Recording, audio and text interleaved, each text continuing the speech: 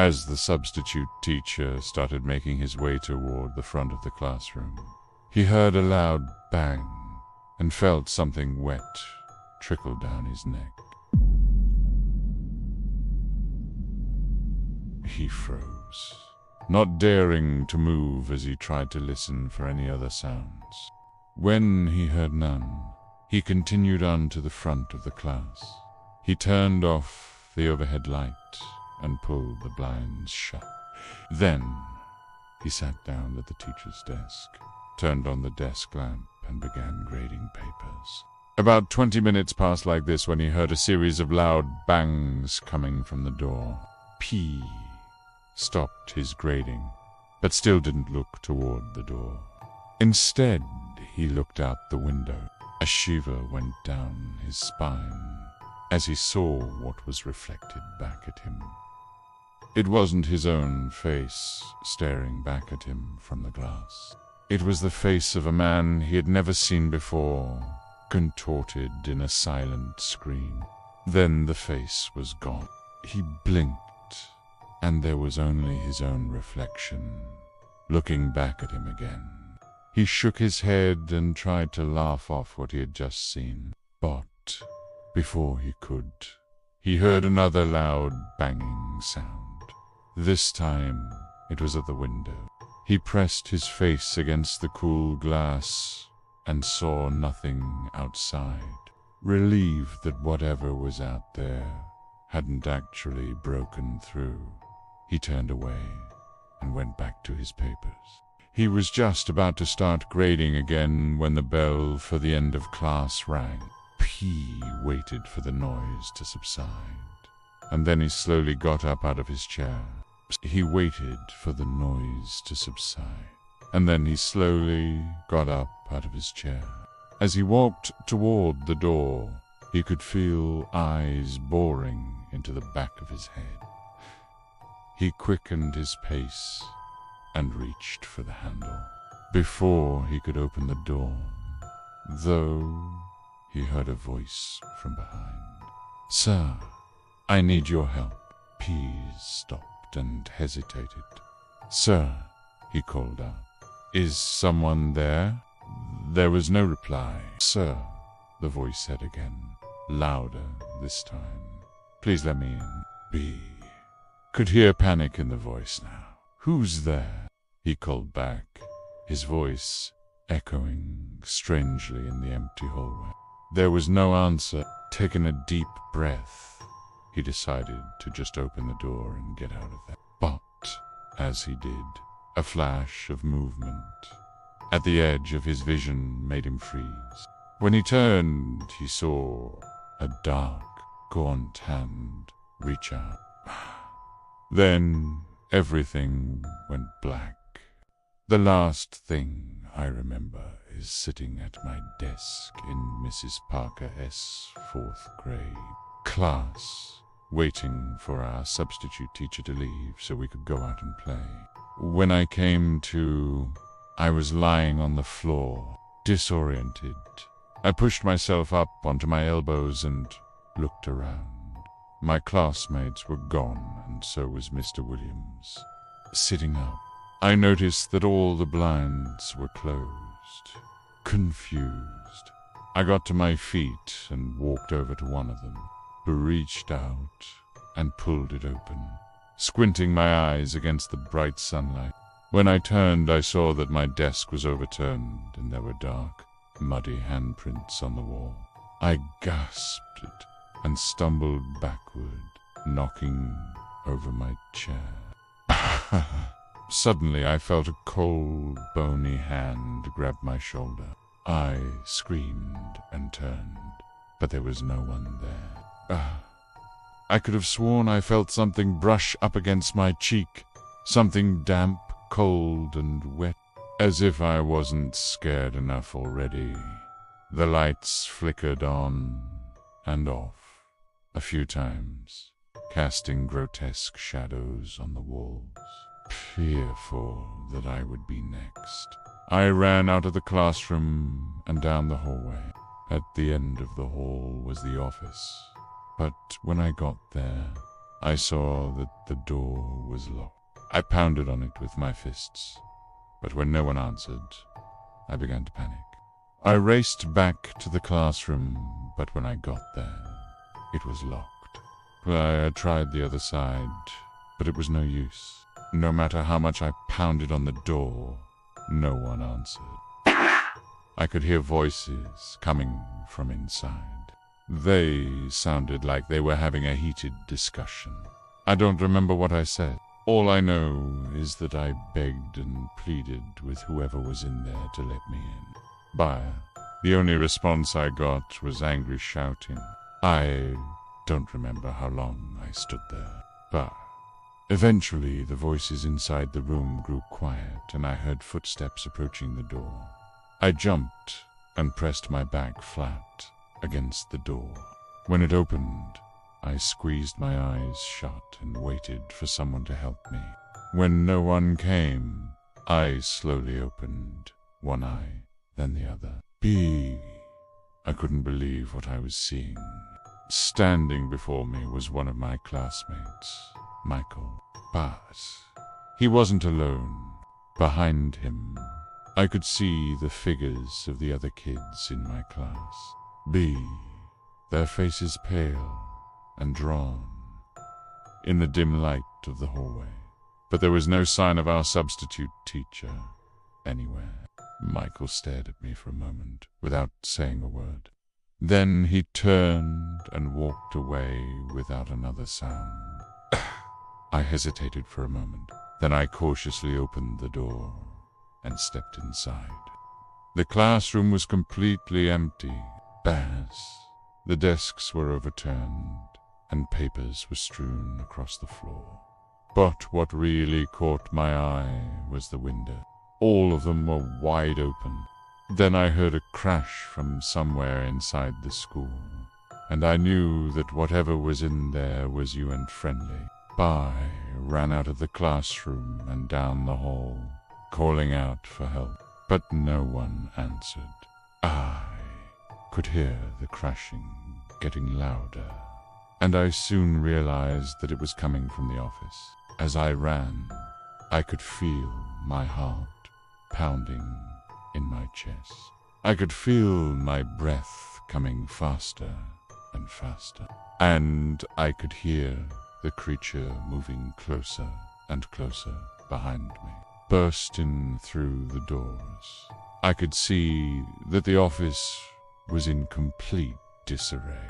Papers were everywhere, chairs were overturned, and the big oak desk was smashed to pieces. But there was no one in sight. As I searched for help, I could hear the creature getting closer, its heavy footsteps echoing behind me. I could feel its hot, fetid breath on my neck, and I could hear it snarling right in my ear. Suddenly, I tripped over something and fell to the ground.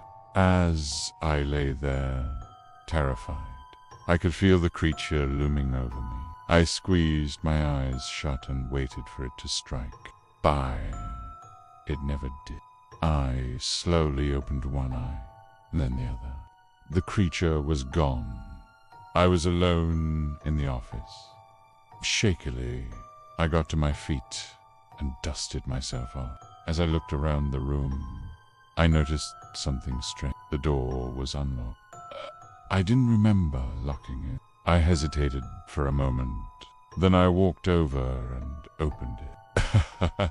Outside, I could hear the faint sounds of police sirens. I ran to the window and looked out. I could see them searching the playground and the woods nearby. I could also see them searching the building. Then I saw them come to a stop in front of the door. One of them knocked, and a moment later, the principal opened the door and let them in. As the officers entered the school, I slipped out of the window and ran away. I don't know where I went. All I know is that I ran as fast as I could, as far as I could, never looking back. One night, years after the incident, I was awakened from a deep sleep by a loud banging sound. My heart was racing as I sat up in bed. I could hear the banging getting louder, and it sounded like it was coming from right outside my window. Bed and walked over to the window. As I looked out, I could see a tall, gaunt figure standing in the moonlight. It had its hand raised as if it were trying to knock on the window. I gasped and fell back as the creature pressed its face against the glass. Its eyes were wide and filled with terror, and its mouth was open in a silent scream. Then it was gone. As the seconds ticked by, I could hear more banging sounds coming from outside. I hurried over to the window and looked out, but I could see nothing. Shaken with fear, I pulled on the curtains and tried to convince myself that it was just a dream. But as the banging continued outside, I knew that it was real. I threw on some clothes and ran downstairs. I could hear my parents talking in hushed tones, and I knew they had heard the noise, too. I don't remember what I said. All I know is that they tried to calm me down and tell me that it was just a branch or something. But I could hear the banging getting louder, and I knew that whatever was out there was getting closer. I ran to the front door and threw it open, but there was nothing there. Only the faint outline of a tall, gaunt figure could be seen running away into the darkness. I wanted to chase after it, but my parents grabbed my arms and held me back. "It's not safe," my mom said, her voice trembling. "Whatever's out there isn't human." I struggled against her grip, but she held on tight. "Please, Mom, Dad," I cried. "Let me go after it." She shook her head. "No," she whispered. "It's too dangerous." I broke free of her grasp and ran back to my room. I could hear my parents calling out to me, but I didn't care. I had to find out what was out there. As I ran, I could hear the banging getting louder, and I knew that whatever was out there was getting closer. Throw in. On the first clothes I could find, I ran to the window and flung it open. I jumped out and landed on the soft grass below. I could hear my parents screaming my name, but I didn't care. I had to find the creature. As I ran, I could feel its presence growing stronger. I could hear its heavy footsteps pounding the pavement, and I could smell its fetid breath on my neck. I could feel its hot, fetid breath on my neck, and I could hear it snarling right in my ear. Then I tripped and fell to the ground. As I lay there, terrified, I could feel the creature looming over me. I squeezed my eyes shut and waited for it to strike, but it never did. I slowly opened one eye, then the other, and standing over me was the gaunt figure from my nightmare. It looked at me for a moment without saying a word. Then it reached out and helped me to my feet. "Come with me," it whispered. And as I followed it into the darkness, I knew that I would never be the same again. I woke up in the middle of the night to what sounded like screams in the desert. I sat there for a moment listening, but it sounded like the wind. So I went back to sleep. When I woke up again in the morning, I noticed something that made me question everything I thought I knew about the world. I was camping out in the middle of the Utah desert, all by myself. My car was parked a few feet away from my tent. And when I stepped outside to take in the beautiful scenery, I noticed something unsettling. There were brand new footprints around my tent. They looked like they had been made in the middle of the night, which of course is exactly what had happened because I hadn't gone anywhere in the middle of the night. I mean, how could anyone have gotten to my campsite? It was in the middle of frickin' nowhere. The closest road was miles away, and I had driven down a long dirt road just to get to this secluded dry lake bed where I set up my camp. In fact, I had purposely picked this spot because it was so isolated. It was perfect for getting away from people and having some peace and quiet. But now these footprints were really starting to freak me out. I mean, did someone sneak up on me while I was sleeping? Was I in danger? What if they were still out there somewhere lurking around waiting to strike? I don't know why, but that thought sent shivers down my spine. It was as though the desert itself was closing in on me. So I quickly finished up my breakfast, packed up my gear, and got the hell out of there. As I was driving away, I took one last glance at the dry lake bed and saw that all the footprints had disappeared. Not a single one could be seen. That was weird. I mean, the wind had been blowing pretty hard the whole time I was eating breakfast, and it had even blown my tent over. But it didn't blow away the footprints. Actually, it would have taken a lot of force to do that. Like something big must have walked over them to erase them from the sand. But there wasn't anything big. I mean, I looked as I drove away from the campsite.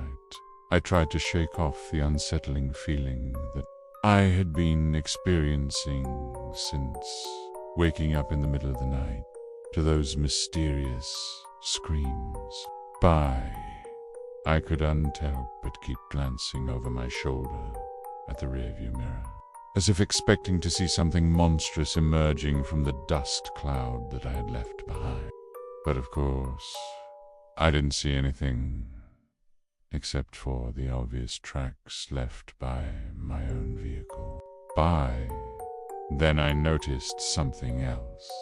Those tracks, my tracks, they weren't the same.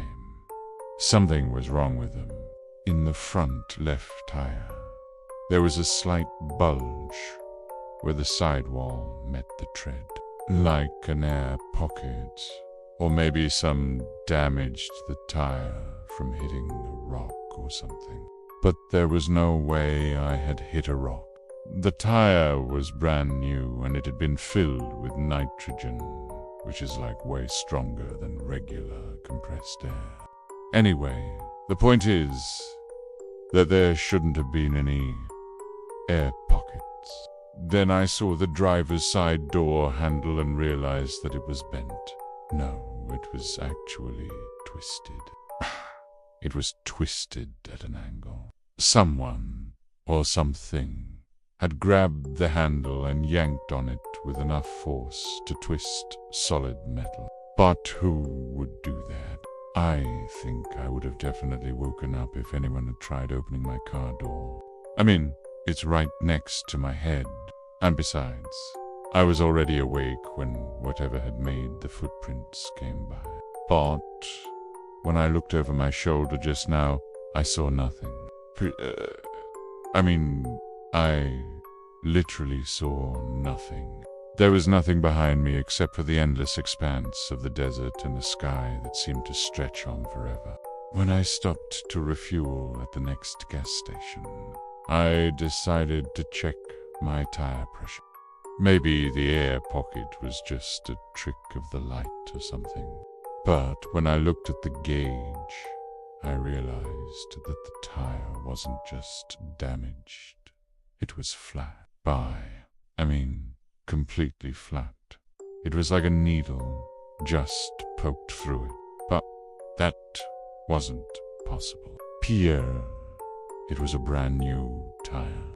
And when I checked the spare tire in the trunk, I noticed that it had also lost pressure, and it had a hole in it, too. It was like something had sucked the air out of both tires while I was asleep. And if that wasn't freaky enough, I noticed that the same thing had happened to the tires on my bike rack. Both tires were flat. At this point, I was freaking out. What the hell was going on? Who or what had done this to my car? I mean, I know the desert can be a rough place and stuff, but this was crazy. I mean, it's not like I was parked next to a cactus field or anything. My car was parked on pavement next to a paved road. It wasn't like branches or thorns could have punctured the tires or anything. And if it was an animal, like a porcupine or something, why would it attack my tires and not my car? I mean, I even checked the windows and doors and they were all intact. Nothing had been broken or ripped or torn. It was almost like whatever had attacked my tires had done so with such precision that it punctured the rubber without leaving any visible marks on the surface. Whatever had happened, it had sucked the air out of the tires without breaking the glass, scratching the paint, or even leaving behind a single footprint.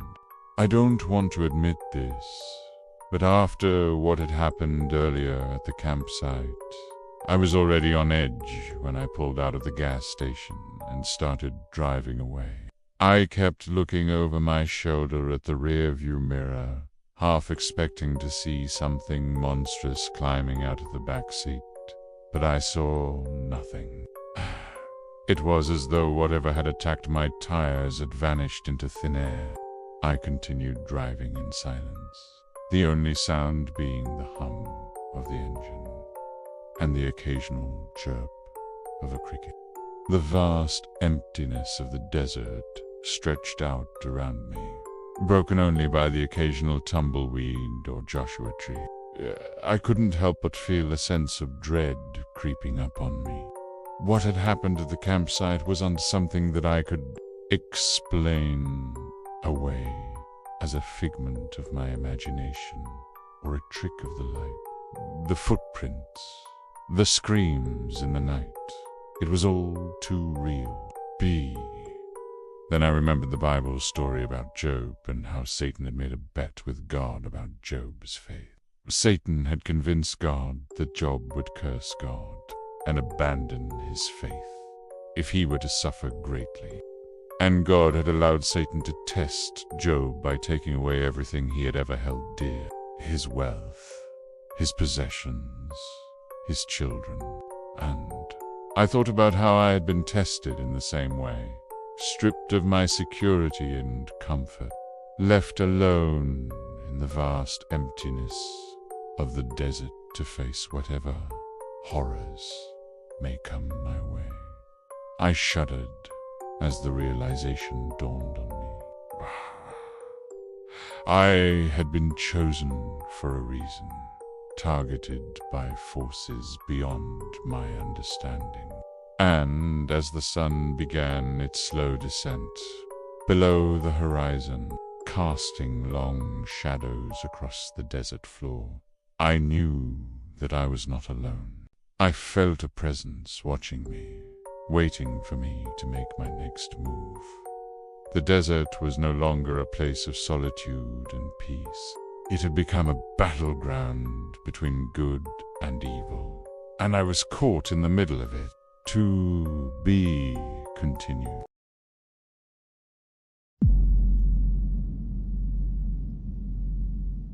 I was certain that the figure I had seen standing on the side of the road waving for help was just a trick of my headlights. I told myself that it was just a tumbleweed or maybe some trash that had gotten caught on the barbed wire fence that lined the highway. Bug. As I continued down the dark and lonely road, my rational mind could not explain what I saw. I hit the gas, eager to put as much distance between me and the weird hitchhiker as possible. But As I sped up, another shadowy figure appeared out of nowhere, just like the last one. Only this time he was even closer to my car. He was right next to me, peering into my window. Welcome back, everyone, to my channel. Tonight I will be reading a scary story written by a user named Wild Carrot. This story is titled Desert Hitchhiker. Let's jump right into it. I never should have taken that road, but it was too late. No, I pressed on, my foot heavy on the gas. My headlights illuminated the endless expanse of empty desert that surrounded me. The darkness pressed in on all sides, seeming to reach out towards my car like grasping claws. I felt a growing sense of dread, an unshakable feeling that I was being watched. I couldn't shake the image of the hitchhiker from my mind. Was he still out there? Had he been following me? The thought sent shivers down my spine. I had been driving for what felt like hours. The monotonous hum of the engine, the only sound breaking the oppressive silence. Just when I thought I had finally outrun whatever it was that was pursuing me, I saw him again, standing by the side of the road, thumb outstretched, hitching a ride. Panic surged through me and I slammed on the brakes. I had to get away from there, from the haunting specter of the hitchhiker, who seemed to be an endless fixture on this desolate stretch of highway. As my car screeched to a halt, I glanced in the rearview mirror, half expecting to see the hitchhiker getting closer, but I saw nothing. Maybe I had imagined the whole thing.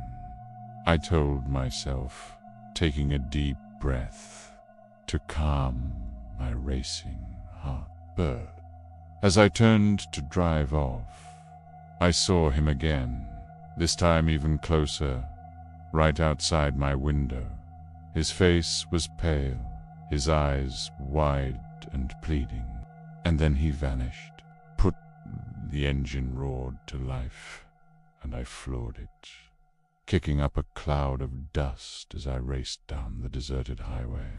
The wind whipped through my hair, carrying with it the scent of sagebrush and something else. Something metallic and sharp, like blood.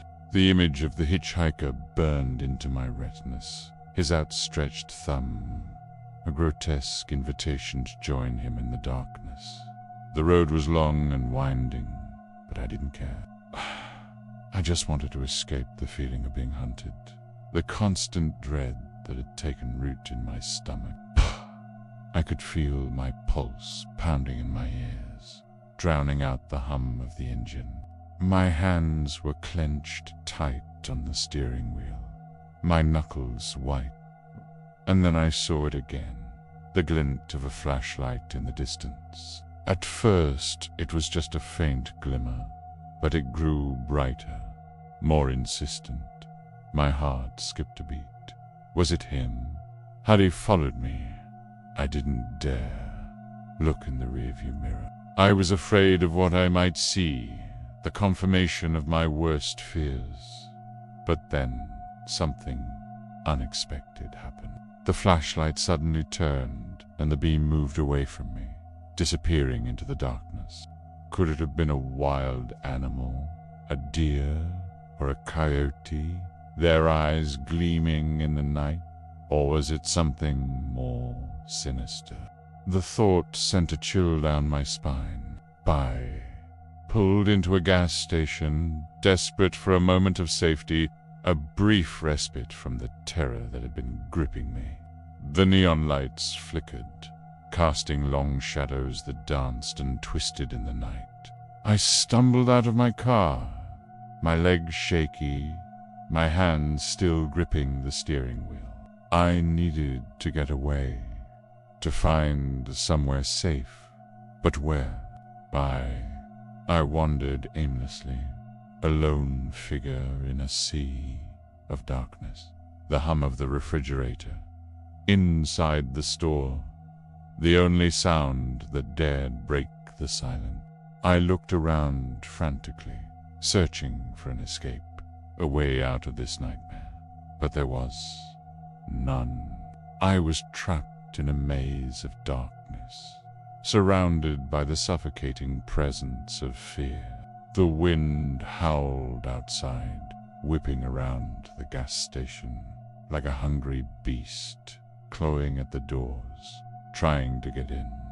It sounded like screams in the night, the cries of something desperate, something in pain. I shrank against the wall, pulling my jacket tighter around me as if it could shield me from the terror that seemed to be seeping into my bone. I thought about leaving, about getting back in my car and driving away. But the thought of facing the road again, the empty road that stretched endlessly in the darkness, filled me with dread. What if he was out there waiting? What if the road was his domain, his hunting ground? Then I saw it again, the glint of a flashlight in the distance. My breath hitched in my throat. Could it be him? Was he following me here? I turned, my heart pounding, and saw him standing at the edge of the parking lot, his face illuminated by the beam of his flashlight. Relief washed over me, but it was quickly replaced by a new wave of terror when I realized that he was Yuan alone. Behind him stood another figure, and then another, and then another. They were coming towards me, their faces obscured by the darkness, their eyes gleaming like predators who had just caught their prey. I ran, stumbling blindly through the darkness, the sound of their footsteps echoing behind me. I could hear their voices, their words distorted and inhuman, their laughter echoing in my ears like a death. I ran, desperate to escape, to find somewhere, anywhere to hide. But there was nowhere to go. I was trapped in a prison of darkness, surrounded by unseen eyes that watched my every move. I can still remember the terror that gripped me, the feeling of being utterly helpless, as I ran blindly through the darkness, trying to escape the clutches of the figures that pursued me relentlessly. Ben, their laughter echoed in my ears, mocking my fear, and their footsteps pounded on the pavement, driving me forward in my desperate flight. I don't know how long I ran for, what seemed like hours, minutes, seconds, all lost in the abyss of my terror. But eventually the sounds behind me faded into the darkness, leaving me in silence so profound it was deafening. I stopped, my chest heaving, my legs shaking, and slowly turned to face the darkness from which I had fled. Flash! The flashlight beam pierced the darkness, pinning me in its cold embrace. My breath caught in my throat, and I forced myself to look up, meeting the gaze of the man holding the light. His face was obscured by the shadows, but I could feel his eyes boring into me, searching, assessing. Then he spoke, his voice a low growl that seemed to reverberate in my bones. Well, what do we have here?" he said, a predatory edge to his voice. "Looks like we got ourselves a little lost lamb." His words were a venomous caress, and I knew I was in danger. Before I could react, before I could even scream, I felt a searing pain in my shoulder. I cried out, clutching at the wound as darkness enveloped me, pulling me down into the abyss. That is the end of the story. If you like scary stories, please subscribe. We would really appreciate it. Also, We want to thank all of our patrons for supporting us. You guys are amazing. Thank you so much. If you want to support us, the link to our support page is in the description below. We have some cool perks like submitting an idea for us to read. So if you have a scary story you want us to read, please send it to us through the link in the description. We would really appreciate it. But anyways, I hope you have a great rest of your day, and don't forget to stay spooky.